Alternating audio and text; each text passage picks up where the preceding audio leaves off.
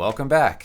I'm Alex Rockwell. This is the 12th installment in a series of talks with my former teacher, James Piorkowski, on his Tools for Productive Practicing, a collection of strategies and techniques you can apply in your practice and study of your instrument to ensure that you are solving problems and achieving your goals. You can download a PDF of the full list of tools on Jim's website, link down in the description. Let's get into it. This next one, I probably don't do this enough anymore, but varying practice locations and backgrounds.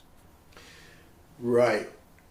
This came about when I was an undergrad. I would practice in this one practice room almost all the time. And behind me was the piano. And my arm was, I could see it relating to the treble side of the piano, the high keys. And I'd practice. And then I remember the first recital seminar that I played in, I was on this, it was a classroom, but that piano wasn't behind my elbow. And I realized, oh my gosh, I was using that piano sort of as a reference point of my shifting. And now I see, say, a wooden floor with nothing behind, and it sort of threw me. Mm-hmm. So I made a point, even if you're in the same room, but just turn and practice that way or practice that way, you get a different reference of context. Yeah. And practicing in different rooms is also good if you're able to do it because you get different sounds. Yeah. And some could be more echoey, some could be drier, some could be completely dry, which is an interesting experience too. If you've ever been into a recording studio that is totally baffled, yeah, it's like no one can hear you except for the microphone and what's in your head, you know. That's an interesting experience. So changing places or positions in rehearsing and practicing is, it could be revelatory here and there. Yeah.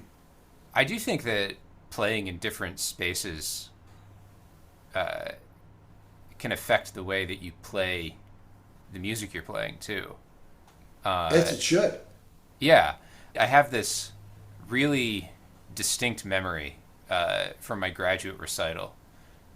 I was, what was it? I think it was the first piece on the concert. I played the Soar Opus 30 Fantasy. Mm-hmm. I think it's the part after all the variations where like the slow intro comes back.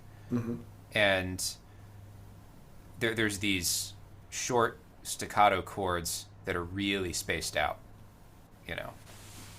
And I remember like during the concert I'm playing them and it's like bum, bum, and like for each one I'm hearing the tail in the hall, you know. And I remember deliberately not playing the next one until I heard each one dissipate in the room. So it's like, in a way, it's like this sort of improvisational thing, you know, with the way the interpretation and you know, and how you're handling the different elements of the music. But it's totally just dependent on the space, you know. And like that's not a space I'd ever really practiced in. I'd played in there before, but it's like you don't get to go and practice in the concert hall, you know. I guess in a way it keeps you on your toes, you know. I remember distinctly the first European tour with the Buffalo Guitar Quartet in 1985, and we were playing pretty much every day or every other day in Germany. Mm-hmm. And I remember one day we played in a like a community center room, and the sound was rather dead, rather dry. And so if we're playing something rather slow, with a particular slow melody, just something like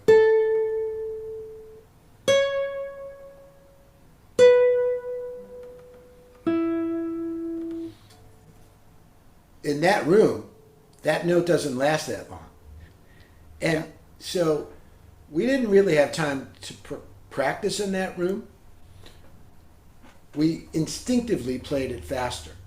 to get this to connect Yeah. one note to the next. The next day, we played in the 600-year-old church, Yeah. vaulted ceilings. Sure. A note lasts for a minute. Yeah. This is Right. state. Yeah. And we played that piece slower than normal because the sound just, like you were saying, you were listening to the sound in the room.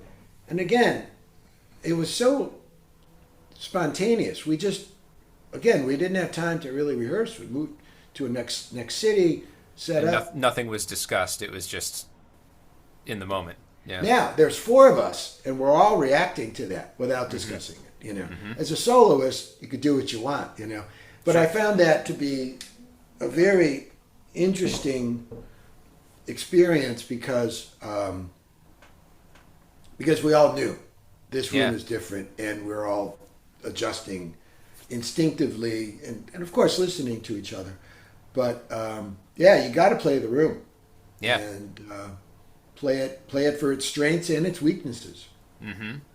And so that's why another reason is if you can play in different rooms in your home, Right. you get used to doing that. Keeps you on your toes. Yeah. Yeah. S.L.F. Slow, loud, floppy. Slow, loud, floppy. So this came about when I was an undergrad. My roommate was a pianist, composer, student. And we were actually renting an apartment from the associate conductor of the Buffalo Philharmonic. And there was an upright piano in the living room. It was a great place. My bedroom, though, was right off that place where the upright piano was. My roommate would start practicing at 6 a.m. I'm up at 6 a.m. by default, right? Sure. I have no choice. And then, so one morning, I'm noticing he's playing this piece that he was been working on, really slow and really loud, very different. And so I asked him about it, and he said, my teacher wants me to release my arms and use the leverage of my arms on the keyboard and not pound it with force, but let this happen. So this is the technique he's given me. It's just let the hand go into the piano on these chords, play loud, and then you can finesse it from there. Eventually you don't perform like that, but it's a way of unlocking stuff. And I noticed it really worked for him. It was a very positive approach, and I thought, I wonder if that could work on the guitar. So, so I was starting to practice like that. I'll demonstrate what I mean. So I would never perform this piece like this, but I would practice it like this. And what I'm trying to do is play loud with a good tone without tensing up. And then the idea of floppy, the F part of S.L.F, is release. So I put my weight into the sound of the guitar with gravity, and then release. My hand immediately loses its tension. The muscles disengage.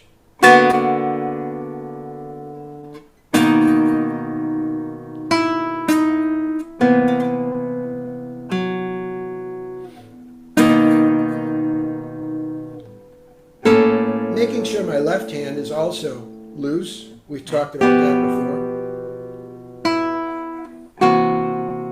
And in a piece like this, there's another interesting observation that I made, is that when we're holding a half note, eventually this piece is this tempo.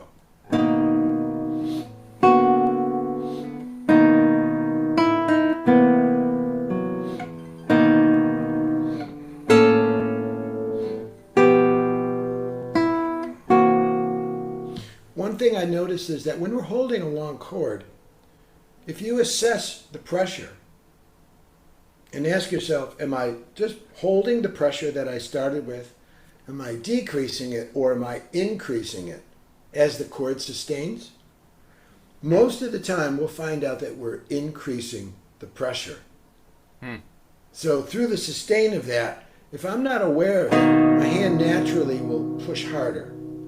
No benefit at all. Right. In fact, it's a detriment because now I have to sort of pull those fingers out of the strings more aggressively because they're deeper in. And maybe the intonation gets a little bad too, because a little sharp because I'm bending the string. Yeah. So in this slow loud floppy, I'm really assessing the touch of my left hand, and then I'm releasing everything. In the slow, I'm we talked about the shoulders being a giraffe-like and breathing and all this stuff. The slow the interspace, again, like STPs, stretch time practicing, I can adjust. Right, my shoulders down, I'm breathing. Yeah. Right, and so just if I can create a big sound and not feel tight and have it to be a good sound, that's one of the harder things we do, right? Yeah.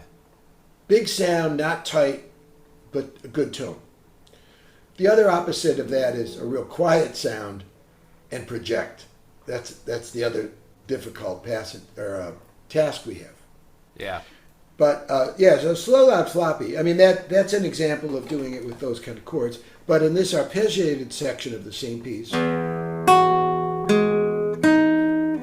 idea. After every note, release. Left hand light. Monitoring the rest of my body. Right? And then can I keep those good traits happening and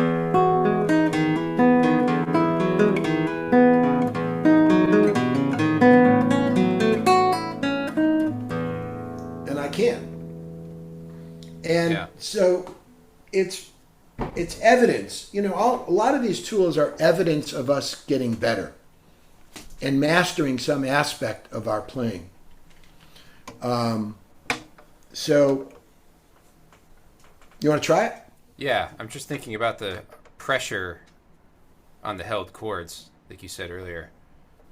Because I don't think I've ever asked myself that.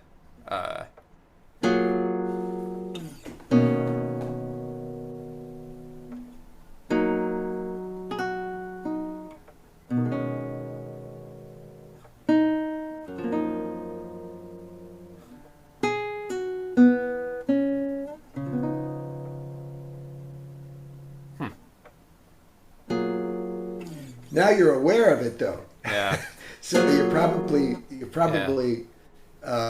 adjusting appropriately. Yeah. But, well, now that I'm thinking about it, yeah. Right. But if I asked you, just play a chord or a few chordal passages and check that out and see what's happening. Yeah. Most students will find that they're actually increasing their pressure on a sustained chord. Yeah.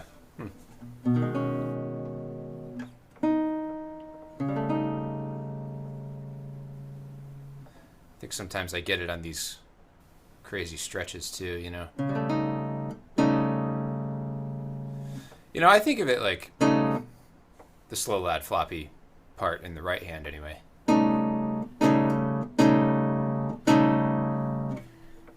In a way, it's kind of, I kind of lump this under physical self-direction in my mind, Sure. It's a component of it, right? I mean, just being mindful of how much tension you're carrying at any given moment, And sustaining. That's another important thing. Am I sustaining tension or muscle? Right, that's what I mean, yeah. Yeah. And as we couple like that assessment along, again, with the jaw, the breathing, the shoulders, you really get into some wonderful self-management, Yeah. and awareness. And I often say that when we do these kind of things, we become some of the most self-aware people on the planet, We're inspecting everything all the time. The trick is then when you perform, you have to just trust that work and make the music. Yeah. Just, definitely. make sure that if you've done all of that work, it's ingrained in how you play. Mm-hmm. And when the guitar goes in your lap, that's how you react with it. And that's Right. the ultimate goal. So then all you do is really audiate, Here's how and a great question is, how do I want that next chord to sound? How do I want that melody note to sound, Mm-hmm. And then you answer it by doing it, Right. And Right. so you have all these tools and all these observations, but then it eventually has to come down to a very simple lesser than, because there's too much to do. Yeah. Yeah. I mean, I used to do the loud practicing a lot. Sometimes I tell students, just play that again, but play it as loud as you can play it, or play it again, but play it as softly as you can play it. Mm-hmm. And it reveals a lot of things, just that simple instruction. Final thoughts? Well, Alex, you studied with me 10, 11 years ago. Yep.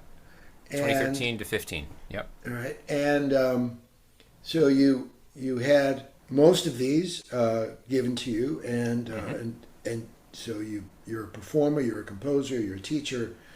What value have you found through these in your own applications, and again sharing them with your students? I mean, they've been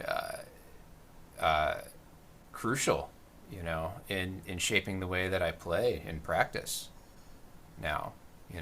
I think one of the hardest lessons, or one of the most important lessons that it took me a long time to learn, is just what practicing looks like. And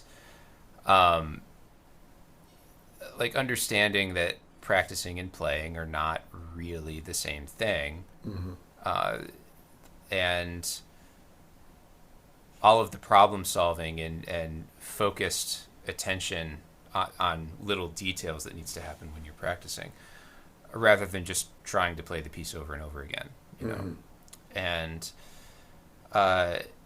even when I was your student, like this, I don't think it fully sank in, at the time, and it's like you said, right? We are our own.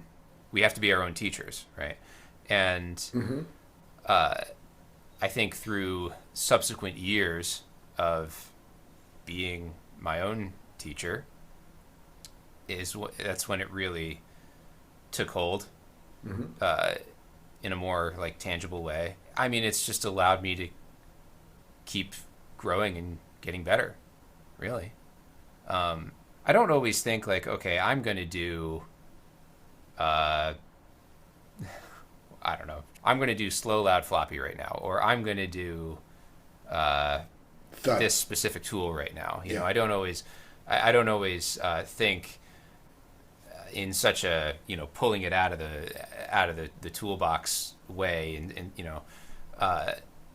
it's more like if I have a problem, I just sort of at this point instinctively know what things can I do to work on that problem, and it's things from this, One of the quotes that I have here, right at the top under the title, is "Plan your work and then work your plan."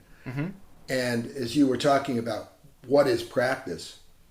Is it's obviously more than just playing through the piece. Yeah. And so when we sit down to practice, the question is, all right, what am I trying to achieve today? If you're learning a new piece, you need to learn new portions of the piece and get deeper understanding of what you've already learned in the piece. So these tools are definitely applicable into building that. But then when we're pulling out something we've played before and resurrecting it and trying to get as good as we used to be on it or even better, I find these tools can be applicable in that way. Again, if I can achieve a particular aspect of a tool, then can see the benefit plug in when I then perform the piece. The question is, after we warm up, we get our fingers acquainted with the strings, and we're working on a piece, what are we trying to achieve now? Mm-hmm. What's the goal? Mm-hmm. Sometimes it could be just a passage that we're struggling with. All right, let's break that down. Let's do backwards practice with it. Left hand alone, right hand alone. Can I sing it? Can I mentalize it? Mm-hmm. All those questions. And when we find the places that we can't do that, and then we achieve that, you have to trust that you're going to be better at it. Yeah. And it's pretty cool, when it works. It's like, and it really does work. Yeah. That all of a sudden you can just play it. And you don't even have to think about this stuff anymore. Mm-hmm. I just read a quote by Stevie Ray Vaughan, and he said, "I always get in trouble on stage when I'm thinking about what I'm playing." And Charlie Parker said the same thing. He said, "Study, practice, do all that stuff, and then when you play, don't think. Yeah, just make music. You can't think and play. Yeah, yeah. There's too much going on.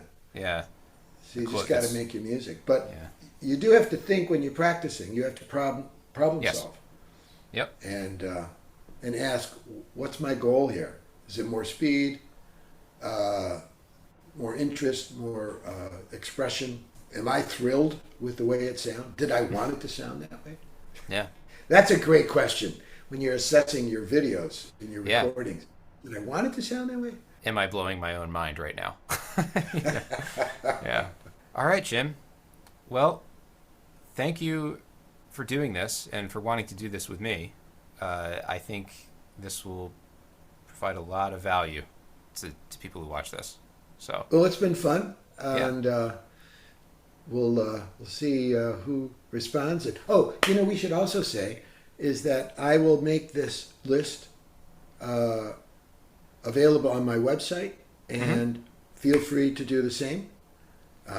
On yours. My website is jamespiorkowski.com, and I will put that up immediately, and it'll be a free download. I'll link it in the description or wherever. So, yeah. Well, thanks, Jim. Alex, it's been fun. All right. Take care. All right. Bye now. All right. Thanks for watching. Again, you can get a PDF of Jim's tools on his website. Link down below. This was the final segment of my chats with Jim.